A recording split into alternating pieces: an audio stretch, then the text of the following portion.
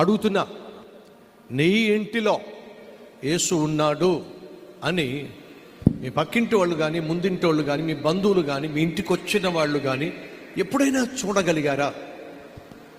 ఆ ఇంట్లో యేసు ఉన్నాడు. అందుకే వాళ్ళు అంత ప్రేమగా ఉంటారు, అంత ప్రశాంతంగా ఉంటారు, అంత హ్యాపీగా ఉంటారు. వాళ్ళు అస్సలు వాళ్ళ ఇంట్లో గొడవలు కానీ, అరుపులు కేకలు కానీ ఉండవు. ఎందుకంటే ఆ ఇంట్లో ఎవరున్నారు? యేసున్నాడు. ఈరోజు నీ ఇంట్లో యేసున్నాడా?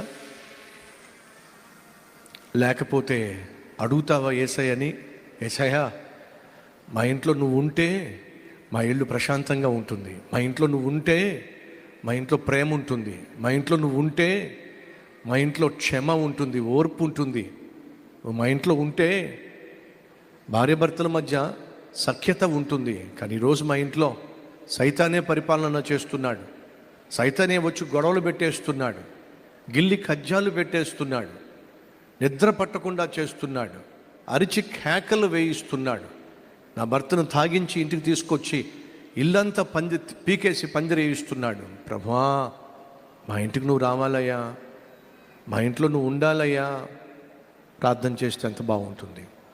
మీ ఇంట్లో యేసు ఉండాలి అంటే మొదట నీ ఒంటిలో యేసు ఉండాలి. ఎందుకని? ఈ ఒళ్ళు అంటే శరీరము యేసు యొక్క ఆలయము. చెప్పండి ఏమిటో? ఈ దేహము దేవుని ఆలయము. ఈ దేహము అనే ఆలయములో యేసు ఉన్నట్లయితే, ఈ యేసు నీలో ఉంటే, నువ్వు నీ ఇంట్లో ఉన్నప్పుడు నీతో పాటు యేసు ఉంటాడో. నీలో యేసు ఉన్నట్లయితే ఖచ్చితంగా నీ చుట్టూ ఉన్నవాళ్ళు యేసును చూస్తారు.